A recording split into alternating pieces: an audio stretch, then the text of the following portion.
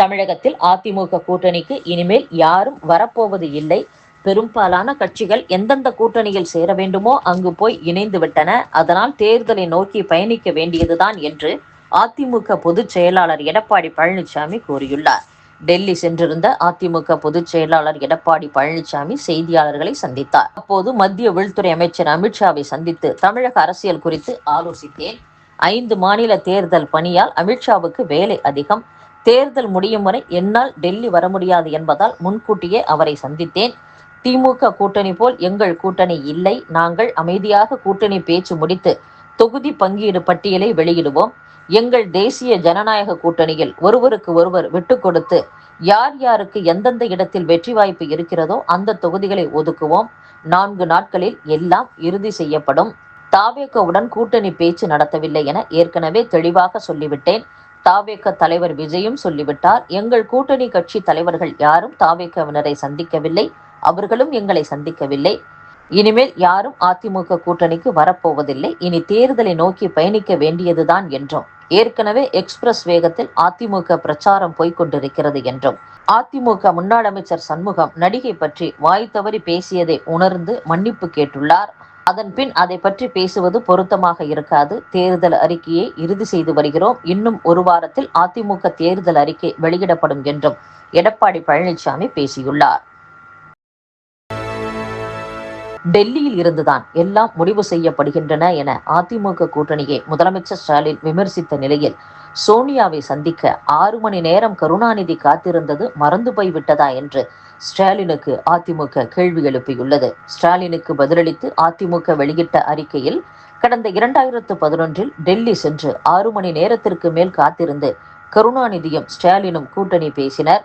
மகளுக்கு திகார் என காங்கிரஸ் சொல்ல பகீர் என பதறி போய் வயதான காலத்திலும் டெல்லிக்கு பறந்து போய் சோனியாவை சந்தித்தார் கருணாநிதி. அறிவாலயம் மேல் மாடியில் நடந்த ரெய்டுக்கு பயந்து கீழ் மாடியில் 63 நாயன்மார்களை கொடுக்கிறேன் என்று கூட்டணி பேசியவர்தான் கருணாநிதி. தென் மாவட்டங்களில் மக்கள் வெள்ளத்தில் தத்தளித்த போது டெல்லியில் இண்டி கூட்டணி கூட்டத்தில் பங்கேற்ற ஸ்டாலினுக்கு அதிமுகவை பார்த்து பேச எந்த அருகதையும் இல்லை. சென்னையில் அதிமுக பொதுச் செயலாளர் பழனிசாமி இல்லத்திற்கு மத்திய உள்துறை அமைச்சர் அமித்ஷா நேரில் வந்து கூட்டணி பேச்சு நடத்திய போது ஸ்டாலின் கோமாவில் இருந்தாரா என்றும் அந்த அறிக்கையில் குறிப்பிடப்பட்டுள்ளது. கோவை பீளமேடு தண்ணீர் பந்தல் சாலையில் உள்ள பாஜக நிர்வாகியின் இல்லத்தில் அண்ணாமலை தனது ஆதரவாளர்களை அழைத்து தனி கூட்டம் நடத்தியதாக வதந்தி பரவியதை அடுத்து அண்ணாமலை உடனடியாக வதந்திக்கு முற்றுப்புள்ளி வைத்துள்ளார். அண்ணாமலை அவரது ஆதரவாளர்களுடன் ரகசிய கூட்டம் நடத்துகிறார் என்று வதந்தி பரவியது. இது கட்சி தலைமைக்கு சென்றது. கட்சி தலைமையிலிருந்து அழைத்து விசாரித்தனர். இதையடுத்து அண்ணாமலை கூடியிருந்த தொண்டர்கள் மத்தியில் கட்சி தலைமை எந்த தொகுதியில் நின்று போட்டியிட சொல்கிறதோ அங்கு போட்டியிடுவேன்.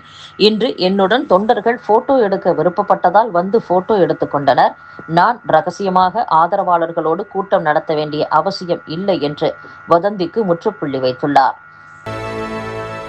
தமிழக சட்டப்பேரவை தேர்தலில் தாவேக தலைவர் விஜய் களம் இறங்குவதால் முஸ்லிம்களின் வாக்குகள் சிதறாது என்று இந்திய யூனியன் முஸ்லிம் லீக் தேசிய தலைவரும் தமிழகத்தின் மூத்த அரசியல்வாதியுமான பேராசிரியர் KM காதர் மொஹிதீன் தெரிவித்துள்ளார். திமுக கூட்டணியில் மக்கள் நீதி மய்யம் தனது கட்சி சின்னத்தில்தான் போட்டியிட வேண்டும் என அக்கட்சியின் மாவட்ட செயலாளர்கள் ஆலோசனை கூட்டத்தில் வலியுறுத்தப்பட்டதாக கூறப்படுகிறது. திமுக கூட்டணியில் இணைந்து மக்கள் நீதி மய்யம் கட்சிக்கு ஒதுக்கப்படும் தொகுதிகளில் உதயசூரியன் சின்னத்தில் போட்டியிட வேண்டும் என்று திமுக தரப்பில் நிபந்தனை விதிக்கப்பட்டுள்ளது குறிப்பிடத்தக்கது. பல முறை அழைப்பு விடுத்த போதும் தாவேகவுடன் யாரும் கூட்டணிக்கு வரவில்லை என்று இந்து சமய அறநிலையத்துறை அமைச்சர் சேகர் பாபு விமர்சித்துள்ளார். மக்கள் பணிகளை மையப்படுத்தி மட்டுமே தேர்தல் களத்தில் நாங்கள் இருக்கிறோம். பூச்சாண்டிகளுக்கு பயப்படும் இயக்கம் அல்ல திமுக. மக்கள் சக்தி யார் பின்னால் இருக்கிறது என்பது மே 4ஆம் தேதி தெரிய வரும். 60 ஆண்டு கால உழைப்பு முதல்வர் ஸ்டாலின் ஆற்றியுள்ள மக்கள் நல பணிகளுக்கு வர இருக்கும் தேர்தலில் முடிவு தெரியும் என்றும் கூவி கூவி அழைப்பு விடுத்தும் தாவேகவுடன் கூட்டணிக்கு யாரும் வரவில்லை. ஆனால் முதல்வர் ஸ்டாலின் அனைவரையும் அரவணைத்து செல்பவர். திமுக கூட்டணி வலுவானது. 234 தொகுதிகளிலும் திமுக கூட்டணி வெற்றி பெறும். சென்னையை ஒட்டியுள்ள தொகுதிகளில் கடந்த முறையை விட இம்முறை அதிக தொகுதிகளில் வெற்றி பெறுவோம் என்றும் அமைச்சர் சேகர் பாபு கூறியுள்ளார். ஹோர்முஸ் நீரிணை வழியாக கப்பல்கள் பாதுகாப்பாக பயணிப்பதை உறுதி செய்வதற்கான நடவடிக்கைகளுக்கு பங்களிக்க தயார் என்று Britain, France, Germany, Italy, Netherlands, Japan, Canada ஆகிய 7 நாடுகள் தெரிவித்துள்ளன. ஆணவமிக்க சர்வதேச சக்திகளுக்கு எதிராக ஈரான் இடைவிடாத போராட்டத்தை தொடரும் என்று அந்நாட்டின் புதிய தலைமை மதகுரு முஸ்தபா கமேனி தெரிவித்துள்ளார்.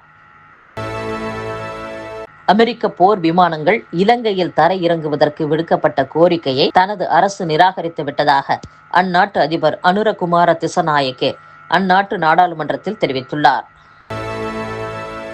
மத்திய கிழக்கு நாடுகளின் போர் சூழல் இந்தியா உள்ளிட்ட பல நாடுகளின் எரிவாயு சந்தையை பாதிக்கும் வாய்ப்பு உள்ளதாக தெரிய வந்துள்ளது. கத்தார் நாட்டின் எரிவாயு உற்பத்தி அமைப்புகள் மீது அண்மையில் ஈரான் தாக்குதல் நடத்தியது. இதன் விளைவாக கத்தாரின் ஏற்றுமதி திறன் 17% அளவுக்கு பாதிப்பை சந்தித்துள்ளது. இதனால் எரிவாயு விநியோகம் 3 to 5 ஆண்டுகளுக்கு பாதிக்கப்படும் என்று கணிக்கப்பட்டுள்ளது.